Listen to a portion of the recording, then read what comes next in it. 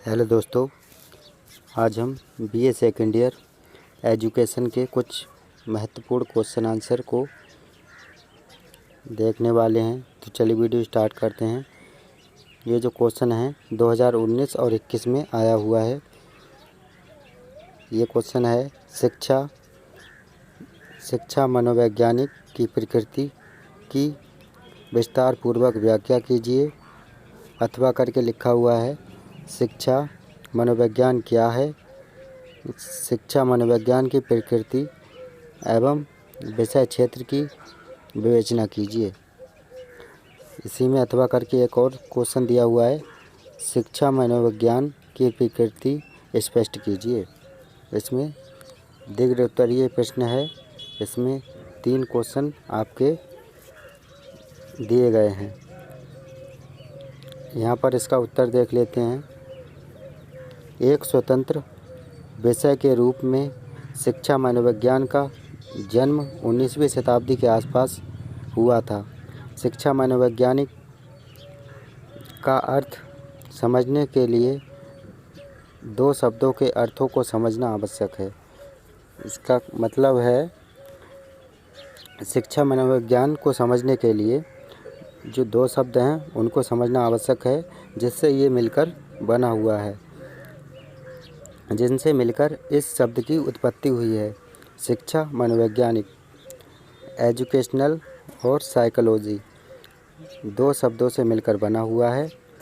ये शब्द शिक्षा और मनोविज्ञान है।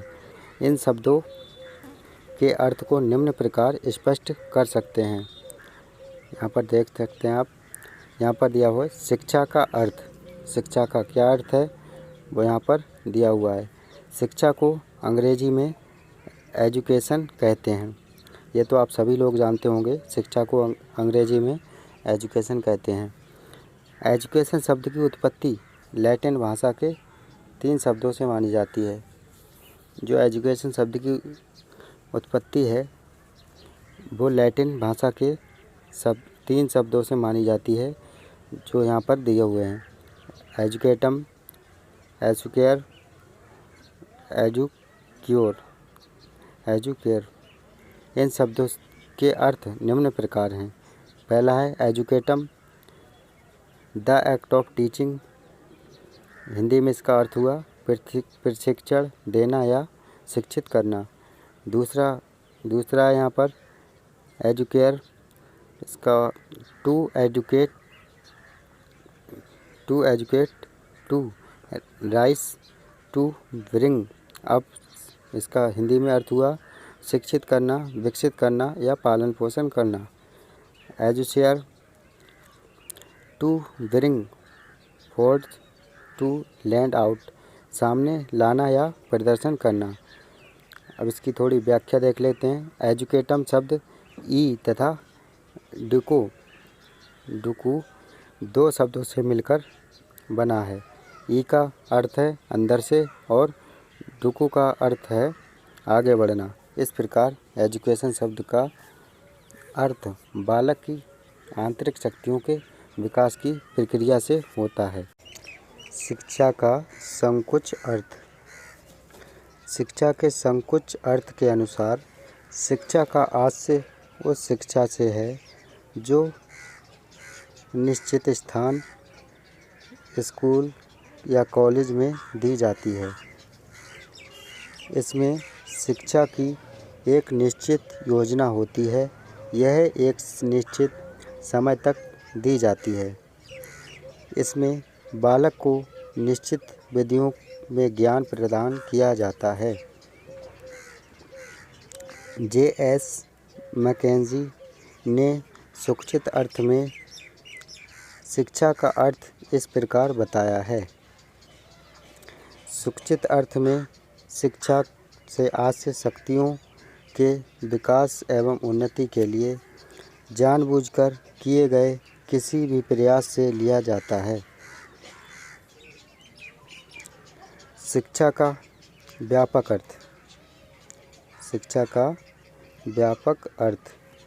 शिक्षा के इस अर्थ से शिक्षा का क्रम बालक के जन्म से लेकर उसकी मृत्यु तक चलता रहता है। इस प्रकार शिक्षा आजीवन चलने वाली प्रक्रिया है। बालक हर समय नवीन अनुभव करता रहता है। इसी कारण बालक का शिक्षण काल उसका संपूर्ण जीवन होता है।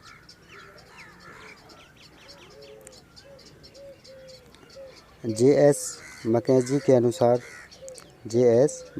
अनुसार व्यापक अर्थ में शिक्षा एक ऐसी प्रक्रिया है जो आजीवन चलती रहती है और जीवन के प्रत्येक अनुभव से उसे भंडार में वृद्धि होती रहती है। डंबिल के शब्दों में शिक्षा के व्यापक अर्थ में वे सभी प्रभाव आते हैं जो व्यक्ति को जन्म से लेकर मृत्यु तक प्रभावित करते हैं। अब इसमें आ जाता है मनोविज्ञान का अर्थ। मनोविज्ञान का क्या अर्थ है वो यहाँ पर समझ लेते हैं। प्रारंभ में मनोविज्ञान दर्शन का ही विषय था, परंतु बाद में मनोवैज्ञानिक ने इसे एक पृथक विषय के रूप में जन्म दिया। प्रारंभिक अवस्था में मनोवैज्ञानिक का मुख्य उद्देश्य आत्मा का अध्ययन करना था। बाद में उसने मस्तिष्क के अध्ययन को अपना कार्यक्षेत्र चुना। तत्पश्चात उसने चेतना का अध्ययन करना अपना विषय बनाया। आज वह व्यवहार का अध्ययन करता है। मनोविज्ञान में मनुष्य तथा पशु दोनों के व्यवहारों का अध्ययन किया जाता है। जब से मनोविज्ञान ने व्यवहार को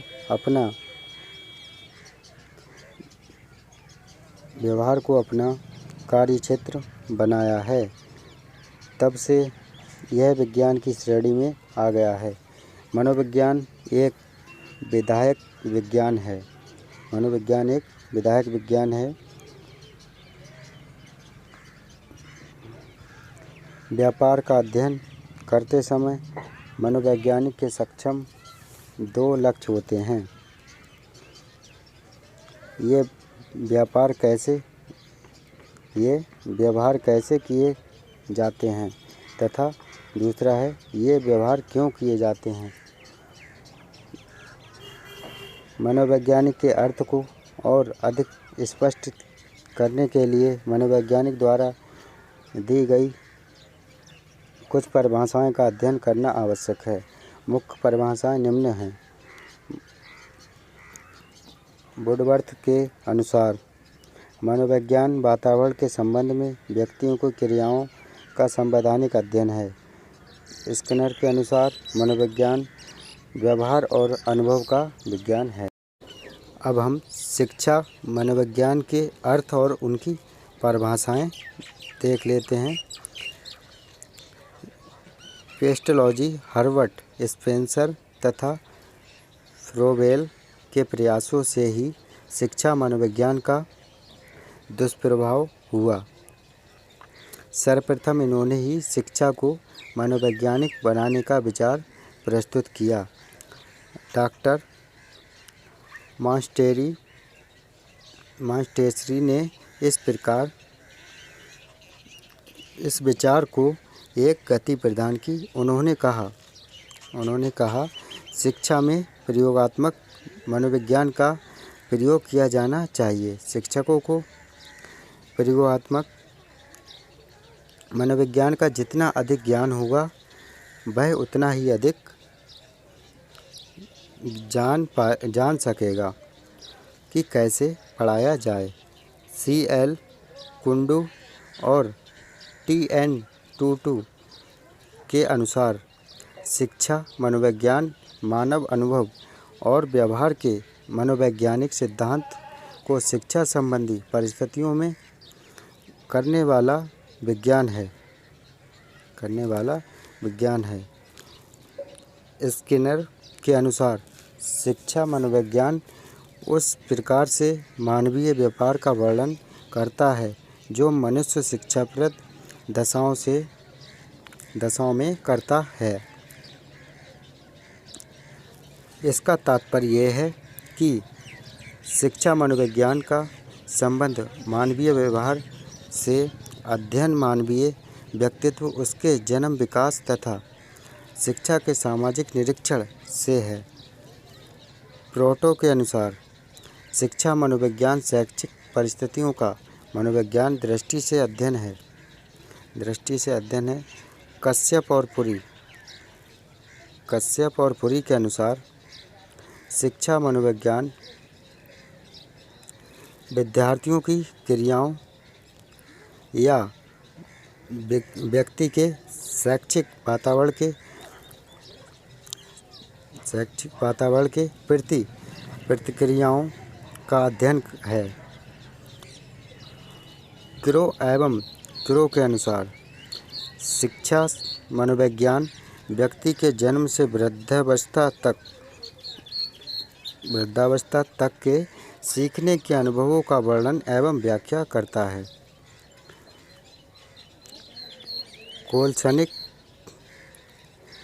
कोलसनिक के अनुसार शिक्षा मनोविज्ञान उन मनोवैज्ञानिक सिद्धांतों एवं अवधारणाओं का अध्ययन है जिनके द्वारा शिक्षा प्रक्रिया के संवर्धन एवं व्याख्या में सहायता मिलती है। शिक्षा मनोविज्ञान की उपर्युक्त परिभाषाएं शिक्षा मनोविज्ञान के संबंध में निम्न तत्व प्रकाश में लाती हैं।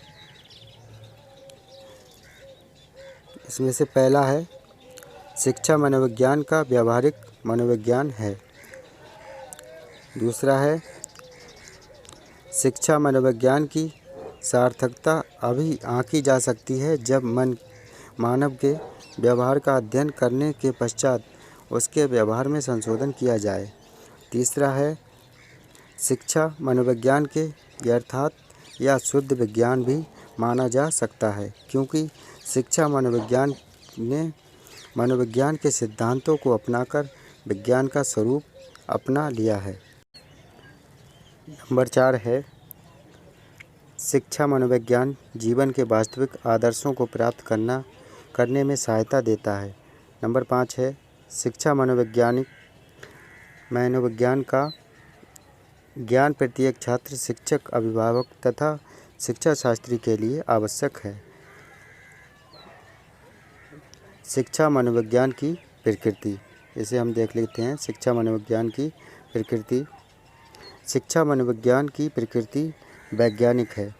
यह अपनी विभिन्न खोजों के लिए वैज्ञानिक विधियों का प्रयोग करता है और उसमें प्राप्त निष्कर्ष के आधार पर शिक्षा संबंधी समस्याओं का समाधान करके छात्रों की उपलब्धियों के संबंध में भविष्यवाणी करता है। निम्नलिखित तत्वों का अवलोकन करने से स्पष्ट हो जाता है कि शिक्षा मनोविज्ञान विज्ञान की श्रेणी में आता है।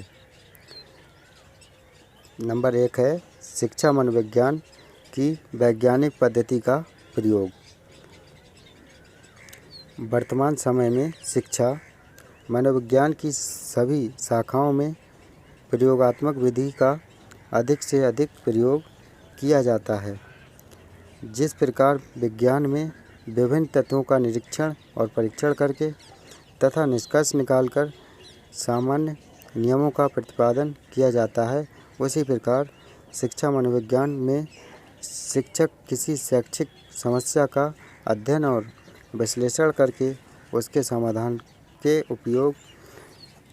के उपाय निर्धारित करता है।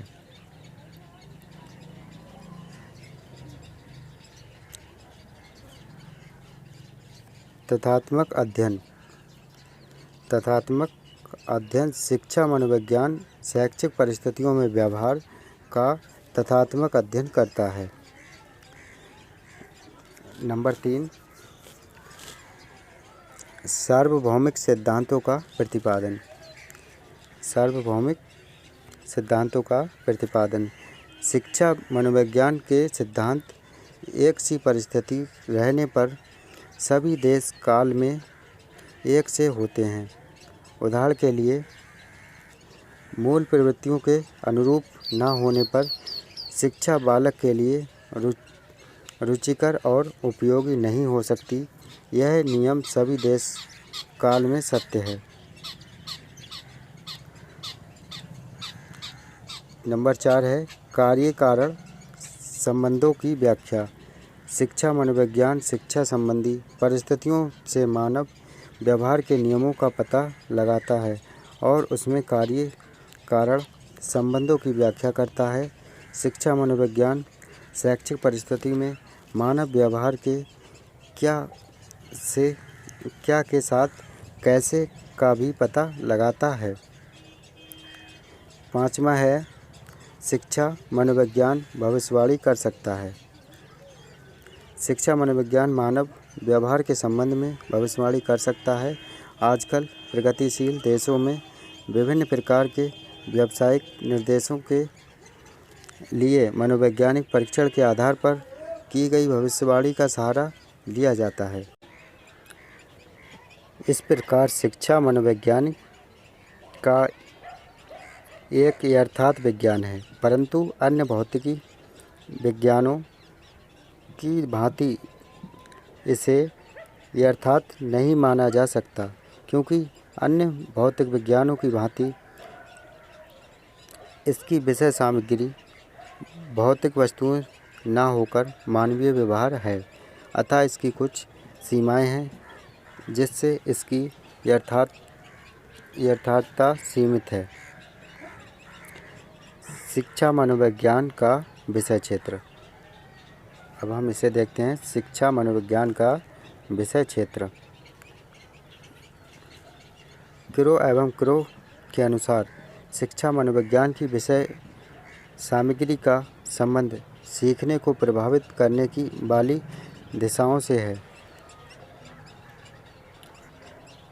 डगलस एवं हालैंड के शब्दों में शिक्षा मनोविज्ञान की विषय सामग्री शिक्षा है। शिक्षा की प्रक्रियाओं में 7 भाग लेने वाले व्यक्ति की प्रकृति, मानसिक जीवन और व्यवहार है। गैरिसन व अन्य के अनुसार शिक्षा मनोविज्ञान की विषय सामग्री का नियोजन 2 दृष्टिकोणों से किया जाता है। पहला है छात्रों के जीवन को समृद्ध और विकसित करना एवं दूसरा है शिक्षकों को अपने शिक्षण के गुणात्मक उन्नति करने में सहायता देने के लिए ज्ञान प्रदान करना। उपर्युक्त दोनों दृष्टिकोणों से शिक्षा मनोविज्ञान में निम्नलिखित बातों का अध्ययन किया जाता है। पहला है शिक्षार्थी से संबंधित अध्ययन। शिक्षार्थी से संबंधित अध्ययन एक शिक्षक तथा अभिभावक को बालक के बारे में क्या जानने की और क्यों आवश्यकता होती है, इस विषय से संबंधित निम्न बातों का अध्ययन शिक्षा मनोविज्ञान में किया जाता है। वंशानुक्रम और वातावरण। शिक्षा मनोविज्ञान के अंतर्गत इन दोनों का अध्ययन किया जाता है। वंशानुक्रम और वातावरण, इन दोनों का अध्ययन किया जाता है। बाल विकास की विभिन्न अवस्थाओं का अध्ययन। शैशवावस्था, बाल्यावस्था, किशोरावस्था तथा इन अवस्थाओं में पाई जाने वाली शारीरिक, मानसिक, संवेगात्मक और सामाजिक विशेषताओं का अध्ययन शिक्षा का रूप निर्धारित करने के लिए किया जाता है। बालकों की वैयक्तिक विभिन्नताओं का ज्ञान। शिक्षा मनोविज्ञान तीव्र समय, मंदबुद्धि, समस्यात्मक, सृजनात्मक, मानसिक रोगग्रस्त और विभिन्न प्रकार के व्यक्तित्व वाले बालकों का अध्ययन करता है और यह निश्चित करता है कि इस प्रकार के बालकों की शिक्षा व्यवस्था किस प्रकार करनी चाहिए। बालकों के मानसिक स्वास्थ्य का अध्ययन। इसमें मानसिक स्वास्थ्य के सिद्धांत, मानसिक स्वास्थ्य में बाधक तथा उत्पन्न करने वाले कारकों का अध्ययन किया जाता है। इसके अतिरिक्त इसमें बालक के व्यवहार तथा समायोजन संबंधी समस्याओं का अध्ययन भी किया जाता है। नंबर 2 है सिखाने की प्रक्रिया का अध्ययन। सिखाने की प्रक्रिया का अध्ययन।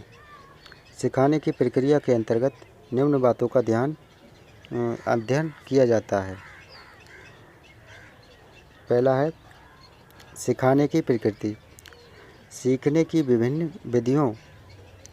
विधियाँ, सीखने के सिद्धांत, सीखने के नियम, सीखने में पुरस्कार और दंड का क्या स्थान है आदि का अध्ययन शिक्षा मनोविज्ञान की विषय वस्तु है। नंबर 2 है सीखने में प्रेरणा का स्थान। सीखने में प्रेरणा का स्थान। सीखने में प्रेरणा की क्या भूमिका है, इस पर भी विचार किया जाता है। नंबर 3 है अधिगम का स्थानांतरण। अधिगम का स्थानांतरण। शिक्षा में अधिगम का स्थानांतरण किस प्रकार होता है तथा इनके विभिन्न सिद्धांत क्या हैं आदि का अध्ययन किया जाता है। नंबर 4 है स्मृति तथा विस्मृति। स्मृति तथा विस्मृति। इन दोनों ही क्रियाओं का शिक्षण की सफलता की दृष्टि से अध्ययन किया जाता है। नंबर 5 है शिक्षक संबंधी अध्ययन। शिक्षा मनोविज्ञान के क्षेत्र में अंतर्गत शिक्षक का व्यक्तित्व विशेषताएं, शारीरिक तथा मानसिक स्वास्थ्य आदि का अध्ययन किया जाता है। शैक्षिक समस्याओं से संबंधित अन्य विषयों के अध्ययन के अंतर्गत मापन और मूल्यांकन संबंधी विभिन्न साधनों, विभिन्न विधियों, परीक्षणों और सांख्यिकीय कार्यों का प्रयोग किया जाता है तथा शैक्षिक और व्यावहारिक निर्देशन संबंधी अध्ययन भी किए जाते हैं।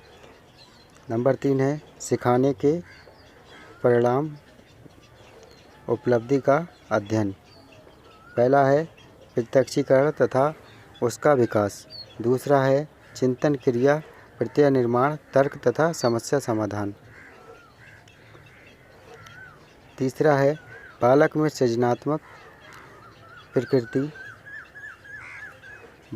सृजनात्मक प्रकृति का विकास आदि का अध्ययन शिक्षा मनोविज्ञान के अध्ययन की विषय वस्तु है। समूह भावना और नेतृत्व की शिक्षा के लिए भी मनोविज्ञान अत्यंत उपयोगी है। स्किनर का कथन है शिक्षा मनोविज्ञान के क्षेत्र में वह सब ज्ञान और विधियाँ सम्मिलित हैं जो सीखने की प्रक्रिया को भली प्रकार से समझने और अधिक कुशलता से निर्दिष्ट करने के लिए आवश्यक हैं।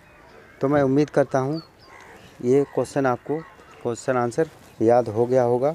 अगर नहीं याद हुआ है तो आप दोबारा से वीडियो देख लेंगे तो थोड़ा बहुत ज़रूर आपको याद हो जाएगा। ये जो हमारा क्वेश्चन था, अब इसमें से जो आपके 3-4 क्वेश्चन दिए गए थे, जैसे शिक्षा मनोविज्ञान की प्रकृति की विस्तारपूर्वक व्याख्या कीजिए, आपको ये क्वेश्चन आ जाएगा तो आप इसका आंसर दे सकते हैं। शिक्षा मनोविज्ञान क्या है, इसका यह भी आपका इसी आंसर में कवर हो गया। शिक्षा मनोविज्ञान की प्रकृति क्या है, विषय क्षेत्र क्या है, इसकी विवेचना कीजिए। शिक्षा मनोविज्ञान की प्रकृति स्पष्ट कीजिए। ये सब जो क्वेश्चन हैं सब आपके इसमें कवर हो गए। तो उम्मीद करता हूँ ये वीडियो आपको अच्छा लगा होगा। अगर वीडियो अच्छा लगा हो तो वीडियो को लाइक करें और हमारे यूट्यूब चैनल को सब्सक्राइब करें। ये हमारे आज यूट्यूब पर पहली क्लास है। अगर आपका प्यार और सपोर्ट बना रहा तो हम आगे की वीडियो अपलोड करते रहेंगे। तो मिलते हैं किसी नेक्स्ट वीडियो में। जय हिंद।